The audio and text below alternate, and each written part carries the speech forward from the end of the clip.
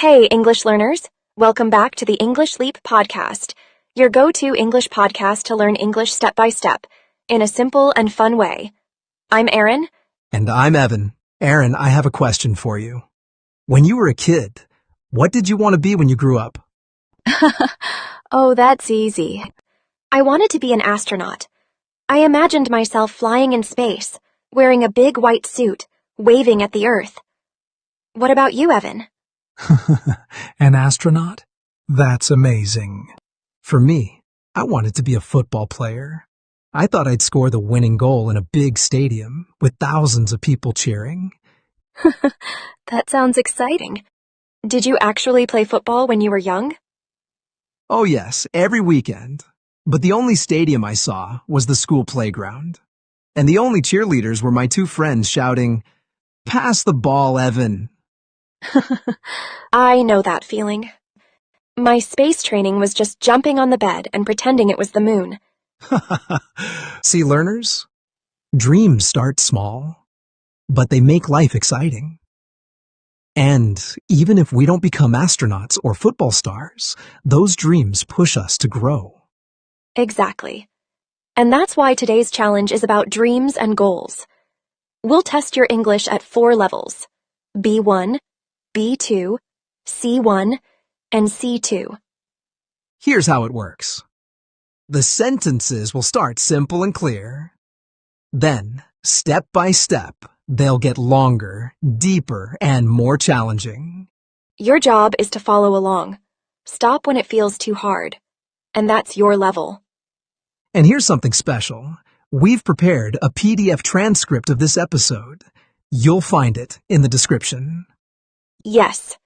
Use it to read along, highlight new words, and shadow the sentences at your own pace. That way, you're not just listening. You're already practicing 3 skills: listening, reading, and speaking. But wait. What about writing? Good question. That's where the comments come in. When you share your thoughts, write your level, or tell us your story, you're practicing your writing too. Exactly. So, with this one episode, you can practice all 4 skills: listening, reading, speaking, and writing. And before we jump in, many of you have been asking us to add episodes on grammar. We love that idea, but we want to hear from you. What grammar should we cover first? Yes, maybe tenses, conditionals, prepositions, or anything else that confuses you. Tell us in the comments, and while you're there, also let us know what other topics you'd like us to cover. This way, you're transferring your thoughts into the comment box and practicing your English at the same time. Perfect. So grab your coffee, relax, and let's begin this new challenge together. Welcome to Test Your English Level, Dreams and Goals. All right, learners, you are now entering Level 1, B1 English. This is the easy beginning. Short, simple, and clear. So, Evan, besides football, do you have another dream? Yes, a very simple one. I dream of living by the sea. I imagine waking up early, walking barefoot on the sand, and hearing the sound of the waves every morning. Just thinking about it makes me feel calm. That sounds so peaceful. For me, one of my dreams is to open a small bookstore. I can picture it in my head. Shelves full of books, a little coffee corner, soft music playing, and people sitting, reading, and smiling. That's a lovely dream. And I have another dream too. I want to be the author of a best-selling book. I imagine myself sitting at a wooden desk, typing late at night, and then one day holding my book in my hands. I even dream of seeing people reading it on the train or in a cafe. That picture in my head makes me so excited. Wow, that's a big dream. But what's your small goal for that? My goal is to read every evening, even if it's just for 15 minutes. But Erin, how does reading books every night help you with your dream of a bookstore and also of being an author? Good question. Well, if I read a lot of books, I learn about different authors, styles, and kinds of stories. I also see what people enjoy reading. That will help me choose books for my store. Reading builds discipline too. If I can keep this small habit, I know I can handle the bigger work of writing. And most of all, reading keeps my love for books alive. And that love is the heart of both my dreams. The bookstore and the book I want to write. Ah, now I see. So even a small goal like reading every night is not just practice. It's training for your dreams. Exactly. Dreams are like the big sky, and goals are the small steps that carry you closer, one by one. And for me, with my dream of living by the sea, my goal is simple. Save a little money each month. Right now, I can't move to the beach, but I can visit sometimes, maybe for a weekend. Each trip makes me feel closer to that dream. And saving money is like building a bridge. Every coin, every dollar is one more piece of that bridge that leads me to the sea. That's beautiful. And learners, this is the heart of Level 1. Share your dream and think of one small goal that moves you closer. Now, take a second to feel it. Imagine the happiness you'd have if that dream came true. Hold on to that feeling, because that's your motivation. Wonderful. If you followed along and connected with the idea, congratulations. You've completed Level 1, B1 English. But don't relax just yet, because we're moving into Level 2, B2 English. Learners, welcome to B2 level. Here, the sentences are longer, the vocabulary is stronger, and you'll hear idioms and expressions that make English sound more natural. This is where the challenge truly begins. Right? Because, you know what? Starting a goal is easy, but sticking to it, that's where most people struggle. In fact, the biggest enemy of any dream is not failure. It's procrastination. Yes, I know it very well. With my dream of writing a best-selling book, I often postpone my writing. I say, I'll do it tomorrow, but tomorrow never comes. That's procrastination. And you know the saying, procrastination is the thief of time. Yeah. For me, it's not just procrastination. It's also distraction and temptation. I want to save money for my dream of living by the sea. But then, I see a new phone or I feel like eating out, and suddenly my savings disappear. And honestly, it's true what they say. Old habits die hard. So true. It's easy to fall back into comfort. That's why deadlines are so important. Without a deadline, a dream is just a cloud. It floats around with no direction. But with a deadline, it becomes something tangible, something you can measure. That's right.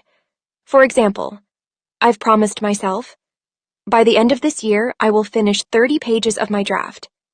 Not the whole book, but 30 pages. It's realistic and it keeps me moving. And I told myself, by December, I must save enough money for 2 seaside trips. That deadline creates pressure, and pressure pushes me to act.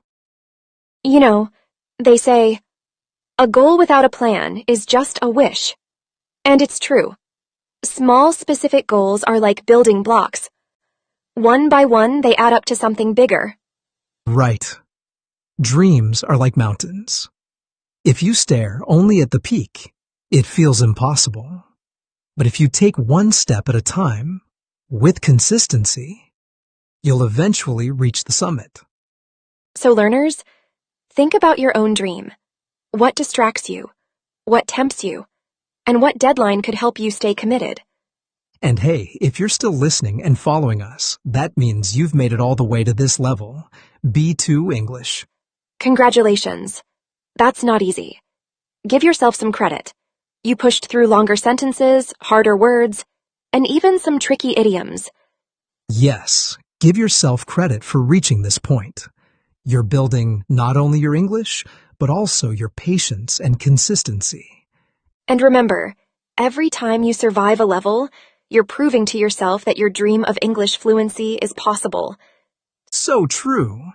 Now, learners, if you've made it this far, you've just entered Level 3, C1 English. This is where the sentences become denser, the vocabulary more demanding, and, the ideas more profound. That's right.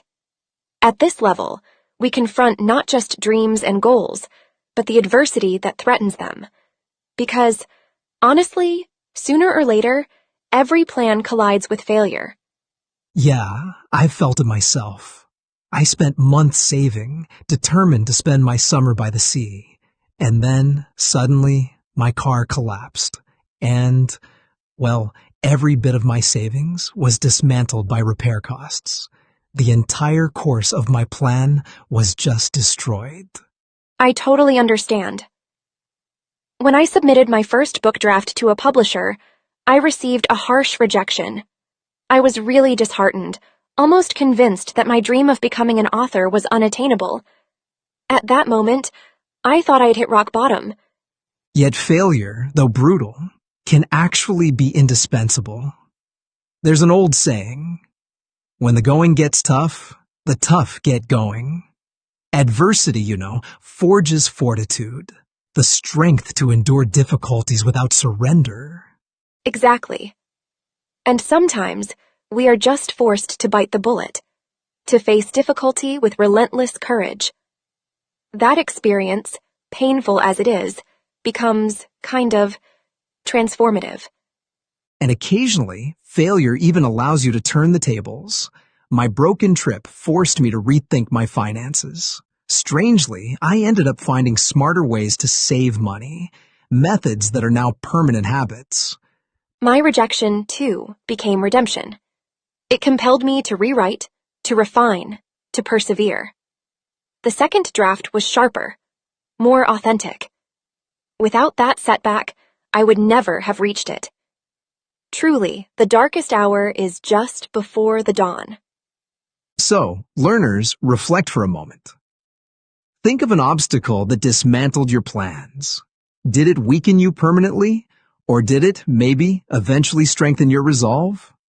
That is the essence of C1 English. Not only understanding sophisticated vocabulary, but also grappling with deeper truths. That perseverance through failure is, honestly, transformative. Well done. If you survived this, you've conquered Level 3, C1 English. You've just handled demanding vocabulary, layered idioms, and long reflective sentences. That takes perseverance and grit. But the final challenge is still ahead. In Level 4, C2 English, we'll step into philosophy itself, asking what true success really means. Now we've reached the toughest stage. And, honestly, this is where English really stretches you. Not only with advanced vocabulary, but with existential ideas that test the way you think. So, learners, are you ready to push your mind to its limits? Then let's begin. At this level, we don't simply ask how to reach a dream. We ask why. Why do human beings chase goals? Why do we tie our identity to achievements? These are, deeper questions. Questions that strike at the heart of the matter. Exactly. Because success, in the conventional sense, money, prestige, possessions, is in truth ephemeral. It glitters for a moment and then dissolves. You can't take it with you. And if that is the sole pursuit, it risks becoming nothing more than a hollow victory. Yes. Real success might not be measured by trophies at all, but by authenticity, by whether your life aligns with your deepest values. In other words, true achievement lies not in what you accumulate, but in what you embody. There's almost a paradox here. People exhaust themselves chasing shadows, the applause, the recognition. Yet, in the end, the true victory may be something quieter, inner peace, or the enduring legacy of kindness they leave behind? I mean, think about it. A person may construct an empire, but if the empire leaves them hollow, was that genuine success? Or is it the teacher who, day after day, shapes the minds and hearts of hundreds of students? Which is more profound, more enduring? That's real food for thought. Because, honestly, at this level, we're not just speaking English. We're exploring philosophy.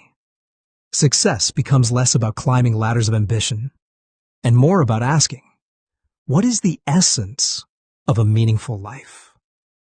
And maybe the answer is transcendence, moving beyond superficial measures, beyond ego, beyond fleeting applause, toward a life that carries purpose. Learners, pause and reflect. When you think about your own dreams, are you constructing something enduring and authentic? Or are you simply chasing shadows? That's the challenge of C2 English. Not just to comprehend advanced vocabulary, but to grapple with ideas so abstract that they force you to reconsider your own paradigm of success. And if you've made it this far, learners, congratulations. You've survived all 4 levels, B1, B2, C1, and now C2.